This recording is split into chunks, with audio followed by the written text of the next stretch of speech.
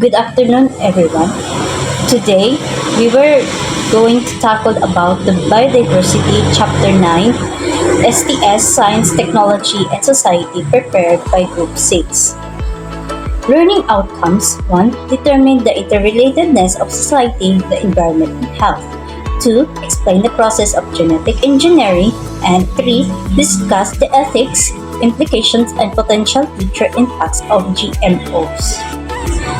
Biodiversity. Today we are learning about biodiversity. What is the meaning of bio? Bio is a combining form meaning life occurring in loanwords from Greek biography.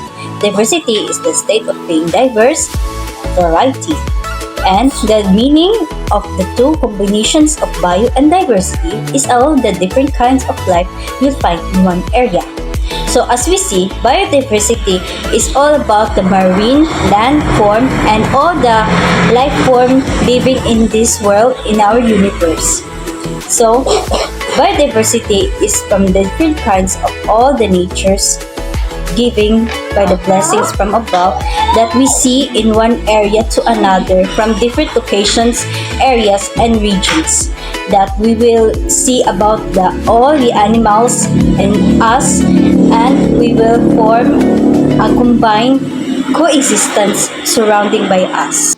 The definition of the biodiversity is an idea is there was a growing awareness of how all living things are related to each other.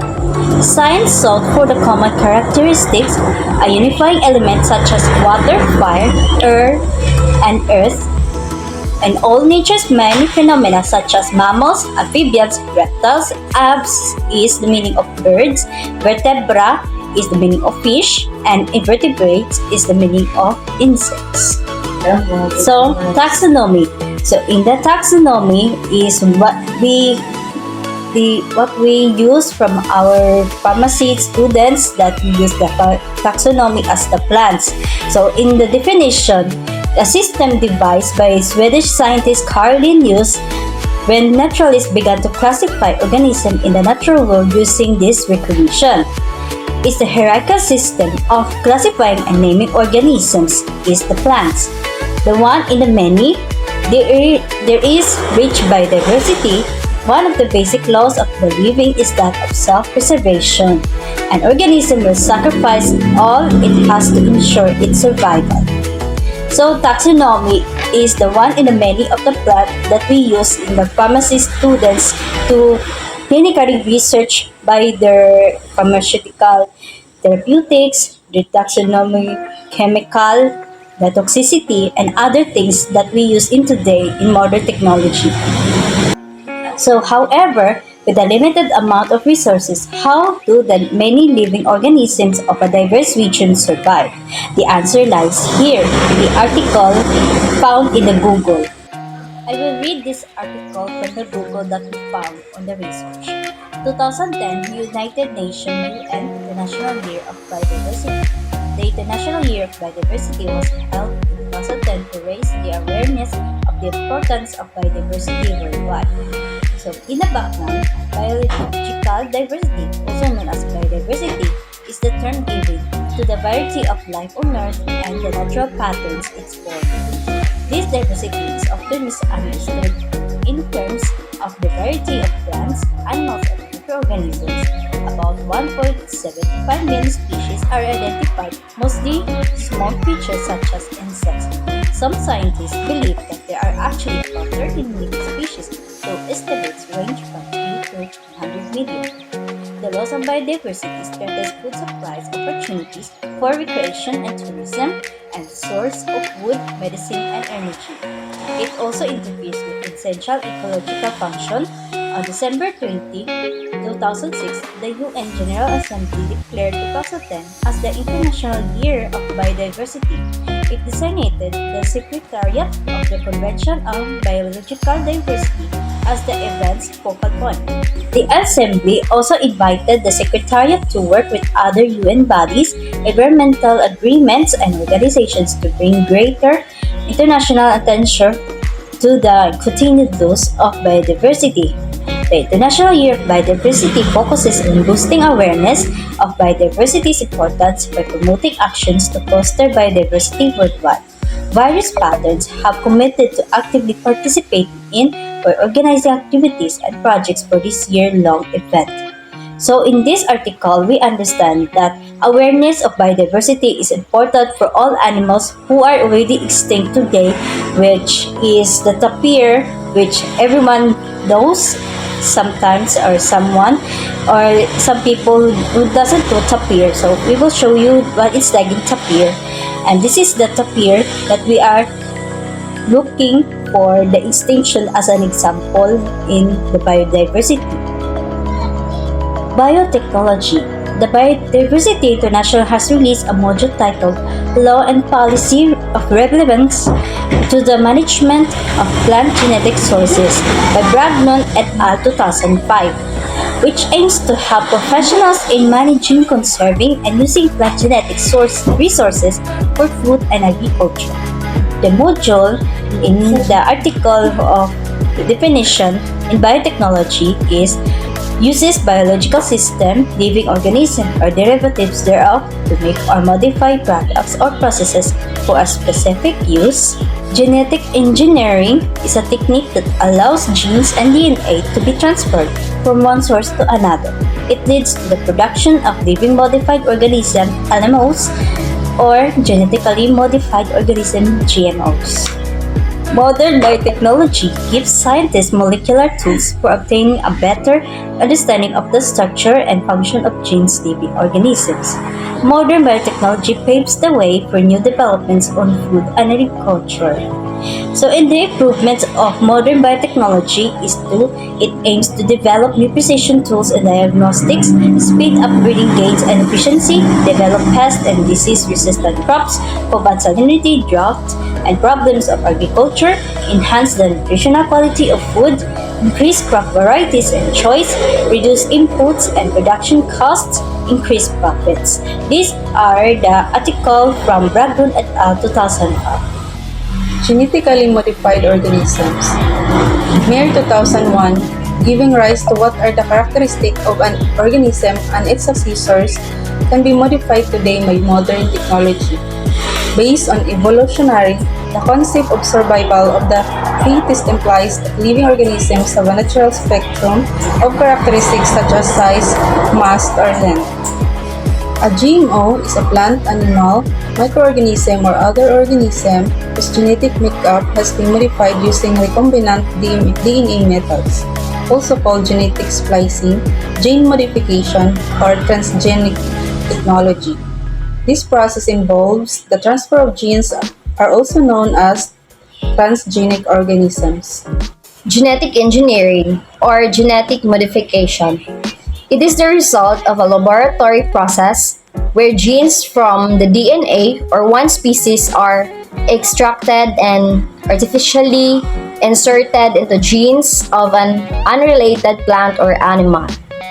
Problem was, genetic modification aims to address issues with regard to food security, agriculture, drug production, and nutrition. Cartagena Protocol on Biosafety. The case above contextualizes the country's signing of the Cartagena Protocol on Biosafety. The protocol is an international agreement which aims to ensure the safe handling, transport, and use of living modified organisms or LMOs resulting from modern biotechnology that may have adverse effects on the biological diversity, also taking into account the risks to human health. It takes a precautionary approach by making sure that countries are provided with data necessary to make informed decisions before agreeing to the import of such organisms into their territory. The Philippines recognizes the technologies that can be of particular help for its development. Since the Philippines is one of the biodiversity hotspots in the world, it is helpful to know how biotechnology will progress in the country. Figure 3.8 points out that the country is not alone in this interest in the food and biotechnology. Example of the article found in Google website. Genetically modified golden rice falls short on life-saving promises. Heralded in the cover of Time magazine in 2000 as a genetically modified crop with the potential to save millions of lives in the third world. Golden rice is still years away from field introduction, and even then may fall short of lofty health benefits still cited regularly by GMO advocates. It suggests a new study from Washington University in St. Louis. Golden rice is still not ready for market, but we find little support for the common claim that environmental activists are responsible for stalling its introduction. GMO opponents have not been a problem, said lead author Glenn Stone, professor of anthropology and environmental studies in arts and sciences. First conceived in the 1980s as a focus of research in 1992, golden rice has been a lightning rod in the battle over genetically modified crops. GMO advocates have long touted the innovation as a practical way to provide poor farmers in remote areas with a subsistence crop capable of adding much needed vitamin A to local diets. A problem in many poor countries in the global south, vitamin A deficiencies leave millions at high risks for infections, diseases, and other maladies such as blindness. Some anti-GMO groups view golden rice as an overhyped Trojan horse that biotechnology corporations and their allies hope will pave the way for the global approval of other more profitable GMO crops. To understand better the controversy over GMO, the actual process to achieve such an organism will be explained through the video. GMOs are one of the most controversial areas of science. Genetic engineering is used in many fields, but even though medical applications like GM insulin are widely accepted, the debate heats up when it comes to food and agriculture. Why is that? Why is the same thing treated so differently? Let's try to get to the bottom of this and explore the facts, the fears, and the future of GMOs.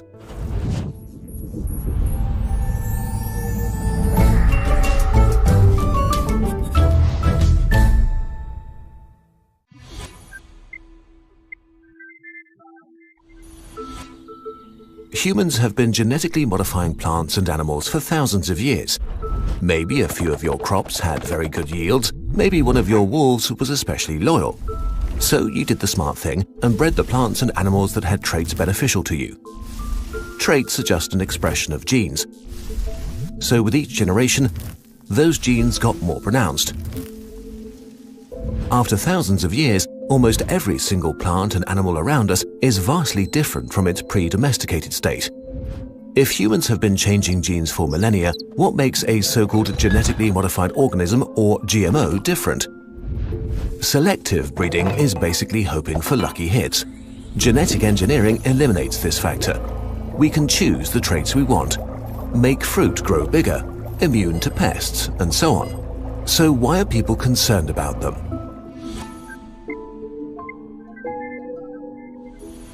Let's start with one of the most common objections to GMOs. Gene flow, meaning GM crops could mix with traditional crops and introduce unwanted new characteristics into them.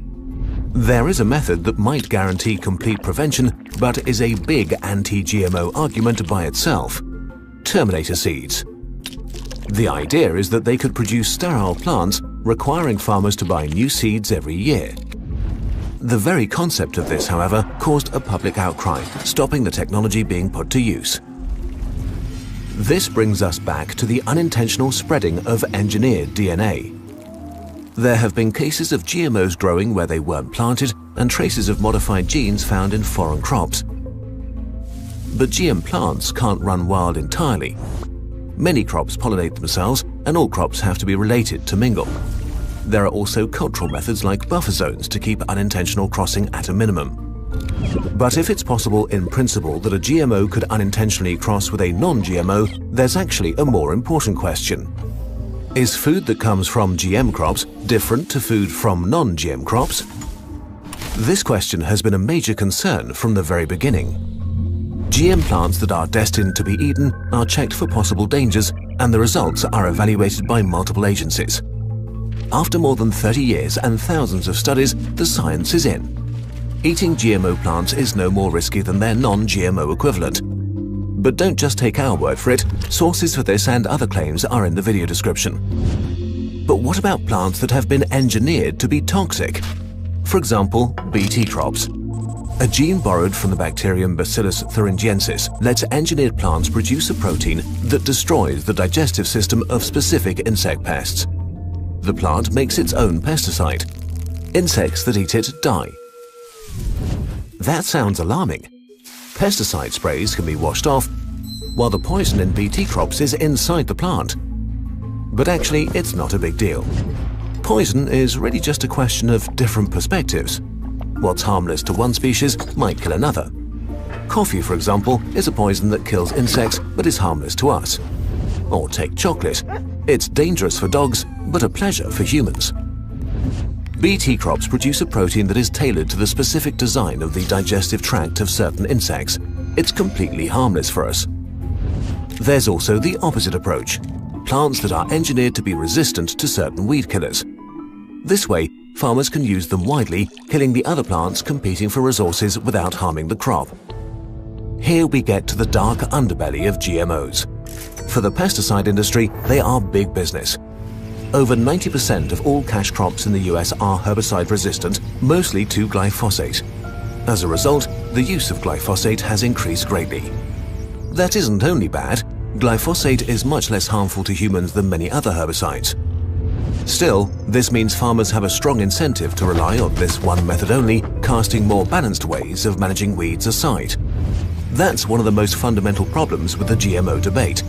Much of the criticism of this technology is actually criticism of modern agriculture and the business practice of the huge corporations that control our food supply. This criticism is not only valid, it's also important. We need to change agriculture to a more sustainable model. GMOs as a technology are actually an ally and not an enemy in that fight, helping to save and protect nature and minimize our impact on the environment.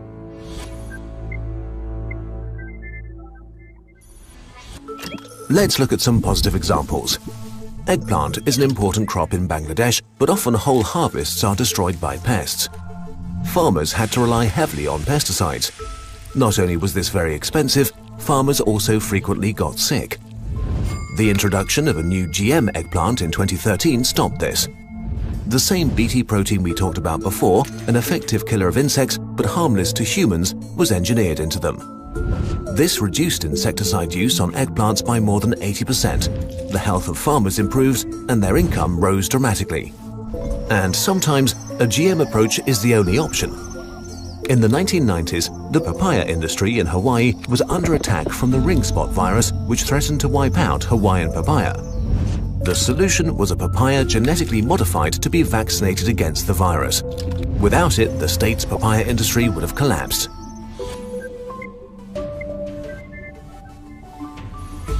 All these stories show a very narrow application. 99% of all GMOs we use right now produce pesticides or are resistant against them. There is so much more we could do. Scientists are working on GMOs that could improve our diet. Plants that produce more or different nutrients, like fruit with higher antioxidant levels that help to fight diseases, or rice with additional vitamins. On a larger scale, we're trying to engineer plants that are more resilient to climate change. Plants that can better adapt to erratic weather and adverse soil conditions, making them resistant to droughts or floods. GMOs could also not only reduce agriculture's impact on the environment, but actively help to protect it. Scientists are working on crops that can draw nitrogen from the air like microbes. Nitrogen is a common fertilizer, but its buildup pollutes the groundwater and speeds up climate change. Plants that collect their own nitrogen could fix two problems at once: the overuse of fertilizers in the developed world, as well as the shortage of it in developing countries. We could even modify plants to become super effective carbon collectors like the American chestnut tree, to mitigate and actually reverse climate change. With the tools we have today, our imagination is the limit.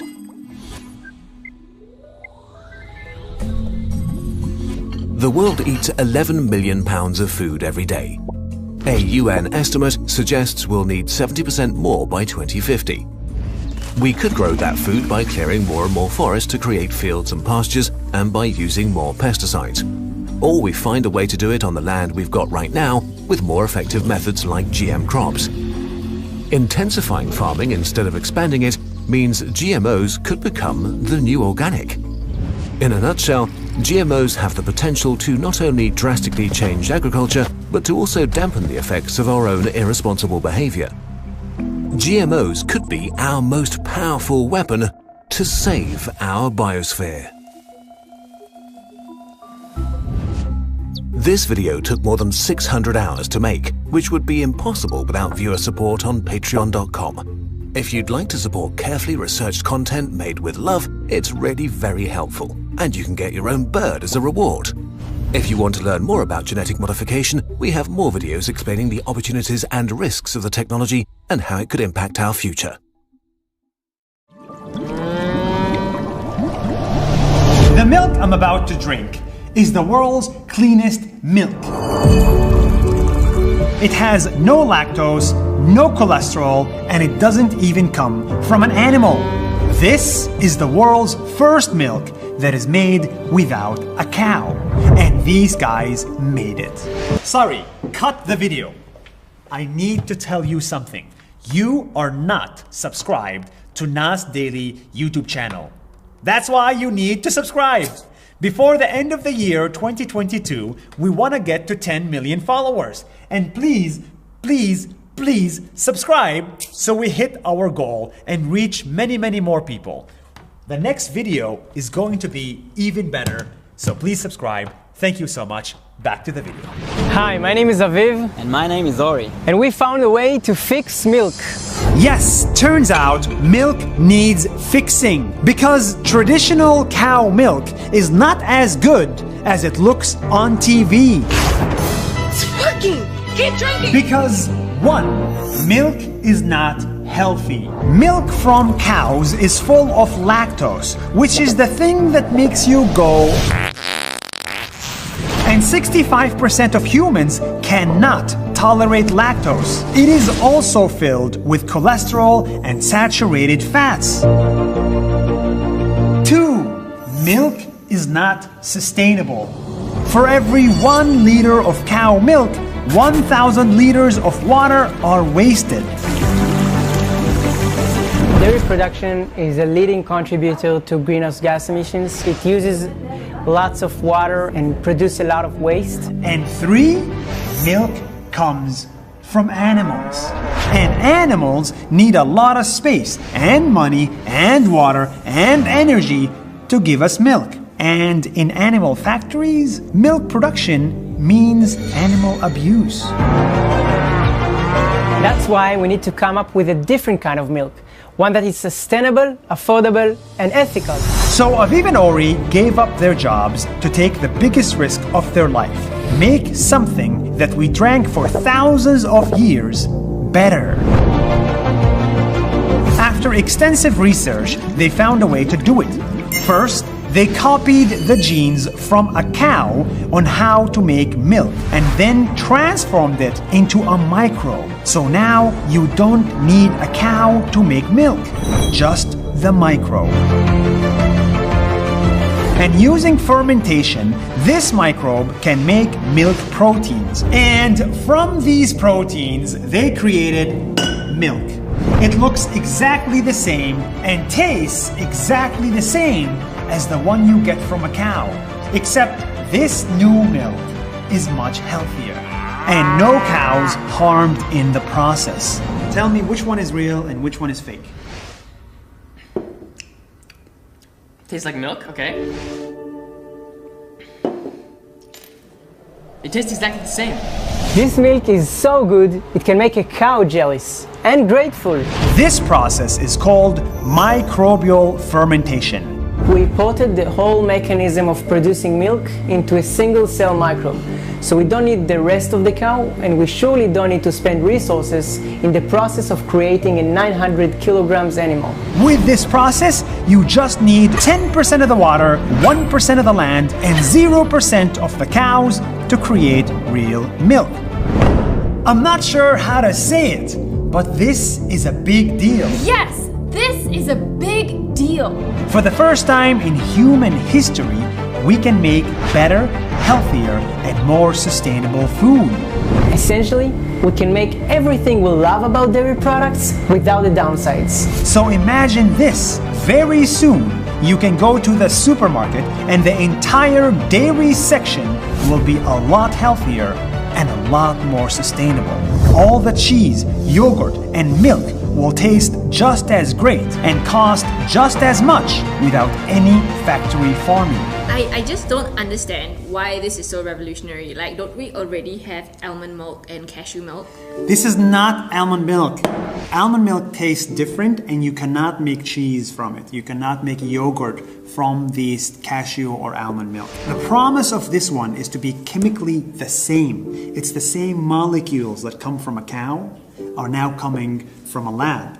And it's just healthier and better. And you can make cheese and yogurt from this, which you cannot do from almond milk. I don't know about you, but I am excited about the future. People like Aviv and Ori are working every day, every night, every weekend to do something that has never been done before. And when they succeed, we all succeed, both humans and animals alike. That's more than a minute. See you soon.